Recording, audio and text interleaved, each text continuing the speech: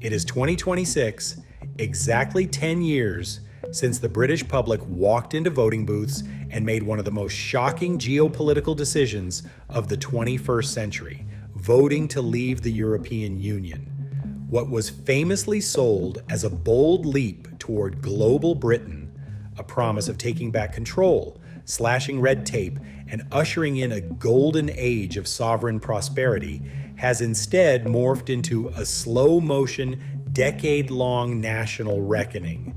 Today, the numbers are in, and they paint a devastating picture. 10 years after the referendum, Brexit has not merely been a temporary trade disruption, it has become a permanent, compounding drag on the UK's productivity, investment, and global standing, leaving millions of Britons drowning in a wave of deep-seated Bregret. To understand how deeply this rupture has scarred the British economy, we have to look at the cold, hard data. According to a landmark study by Stanford economist Nick Bloom and researchers at the U.S. National Bureau of Economic Research, NBER, the economic damage is staggering. UK GDP per capita is currently up to 8% lower than it would have been under a Remain scenario. The dream of unregulated growth died a quiet death as businesses faced a mountain of red tape, customs checks, rules of origin paperwork, and the sudden loss of automatic mutual recognition. Fearing this volatile regulatory landscape, multinational companies froze their capital, causing UK business investment to plunge by a massive 12% to 18% compared to the Remain baseline. Productivity is down by 3% to 4%, and employment has taken an identical hit. The cost of this economic shrinkage is felt directly by the state and ordinary households. The UK has lost a jaw-dropping £90 billion in cumulative tax revenues, which breaks down to an eye-watering £250 million lost every single day. Even London's legendary financial hub, the City, was stripped of its vital passporting privileges. This regulatory lockout put 71,000 high-value financial jobs and over £10 billion in annual tax revenue at risk, prompting global rating giants like Standard & Poor's and Fitch to strip the UK of its prized AAA credit rating. How did a historically stable, pragmatic nation end up here? The answer lies in the deep, unresolved wounds of the early 2000s. The UK was still reeling from the hangover of the 2008 financial crisis, which was followed by years of painful public sector austerity. As wages stagnated and public services deteriorated, a large portion of the working class electorate felt entirely left behind and ignored by the Westminster elite. When the 2016 referendum was called, the Leave camp deployed a brilliant, multi-pronged campaign. Boris Johnson led the official Vote Leave campaign, presenting a respectable, conservative vision of a liberated global Britain. Meanwhile, Nigel Farage spearheaded the populist, grassroots Leave EU campaign, masterfully tapping into anxieties over sovereignty and the massive influx of migration triggered by the 2015 Middle Eastern migrant crisis. By promising to take back control, they offered a simple populist silver bullet to highly complex structural problems. But on the morning of June 24th, 2016, a bizarre reality set in. Many people who voted for Brexit did so as a mere protest vote, never actually believing the Leave campaign would win. Google Trends data from that historic morning tells a story of immediate, widespread panic. Just 2 hours after the polls closed, searches for "What happens if we leave the EU?" spiked by 250%. The second most searched question in the entire UK was literally, "What is the EU?" As the pound collapsed on global markets, searches for buy gold skyrocketed by over 500%, while searches for how to get an Irish passport surged by over 100% as citizens scrambled for an escape route back into Europe. Ordinary voters like Rosamund Shaw later recounted the painful realization that their protest votes had triggered a massive family and national crisis, while others confessed to feeling immediate dread rather than joy as the final 52% to 48% result flashed on their TV screens. This lack of a clear, coherent plan for what Brexit should actually look like unleashed a wave of political instability that shattered the UK's reputation for stable governance. In the 10 years since the vote, the famous Black Door of 10 Downing Street has behaved like a revolving door, chewing through 6 different prime ministers. The era of Brexit became the era of the takeover prime minister. Leaders who acceded to power through internal party coups rather than general elections. Statistics show these takeover leaders are historically fragile, surviving an average of just 3.6 years in office compared to 6.6 years for elected ones. David Cameron called the referendum to silence Eurosceptics in his own party, lost his high-stakes gamble, and resigned immediately.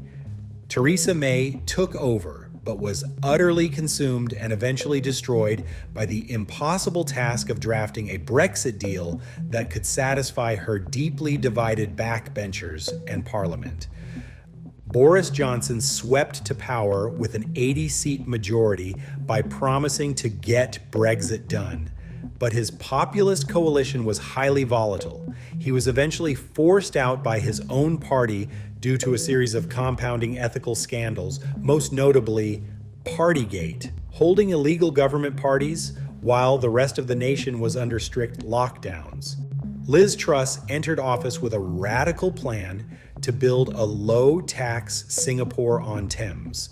Her uncosted mini-budget bypassed the Office for Budget Responsibility, triggering an immediate financial meltdown that nearly collapsed the country's pension funds and sent mortgage rates soaring. She was ejected after a humiliating 49 days, the shortest premiership in British history. Rishi Sunak inherited this financial doom loop and an angry, rebellious party. Trapped by high inflation and unable to deliver on promises to curb migration, Sunak led the Conservatives to their worst electoral defeat in modern history in July 2024. Keir Starmer entered Downing Street in 2024 promising change and a serious pragmatic reset of relations with Europe.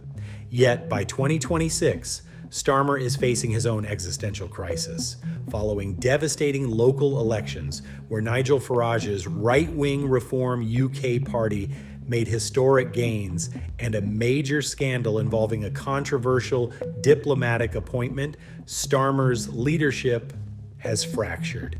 His own health secretary, Wes Streeting, resigned in protest, leaving Starmer fighting a desperate battle to avoid becoming the 6th prime minister to be thrown to the wolves. As the economic pain deepens, public opinion in 2026 has decisively shifted. Recent YouGov polling shows that 55% of British voters now support rejoining the European Union, with only 33% still opposed. But is a return actually possible, or is it just another political fantasy? Legally, there is no shortcut. The UK cannot simply click undo. If London wants back in, it must apply as a completely new member under Article 49 of the Treaty on European Union. While nations like Germany and Spain have expressed warmth, the political hurdles are astronomical. Any application requires the unanimous 100% approval of all 27 EU member states. Some countries, like France, might even be forced by domestic pressure to hold their own nationwide referendums just to decide whether to let the British back in. Furthermore, the EU will not enter grueling negotiations with a volatile British government when there is a risk that a Eurosceptic Reform UK administration could take power in 2029 and tear up the agreement. And the biggest pill of all for the British public to swallow, the loss of their historic opt-outs. The EU will not grant the UK its old, customized deal. Rejoining means full, unmitigated compliance, adopting the euro currency, joining the Schengen open border zone, paying massive contributions to the EU budget, and accepting the absolute free movement of people with zero exceptions. This harsh reality is playing out right now in the deadlocked 2026 reset negotiations between London and Brussels. Keir Starmer has tried to negotiate sector-specific deals to reduce trade friction, but the EU has made it crystal clear there is no tailor-made frictionless trade without accepting EU rules. The flagship youth mobility scheme has hit a brick wall. The EU is pushing for a comprehensive, open system for young people to study and work freely. Starmer, terrified of domestic backlash over immigration, is trying to cap the numbers at a strict 40,000 to 50,000 a year, with zero path to permanent residency, a restriction the EU refuses to accept. Meanwhile, the proposed Strategic Defense and Security Partnership suffered a massive blow in early 2026. As war continues to rage on the continent and geopolitical uncertainty looms, talks collapsed because Brussels demanded an upfront financial payment from the UK equivalent to 10% of its annual defense budget just to participate in joint EU military procurement projects. The EU is prioritizing its own internal industrial base and market cohesion, ensuring that being outside the European Union remains a visibly, painfully worse option than being a member. 10 years after the fateful vote of 2016, the lesson of the Brexit decade is clear. You cannot solve highly complex, globalized economic realities with simple nationalistic slogans.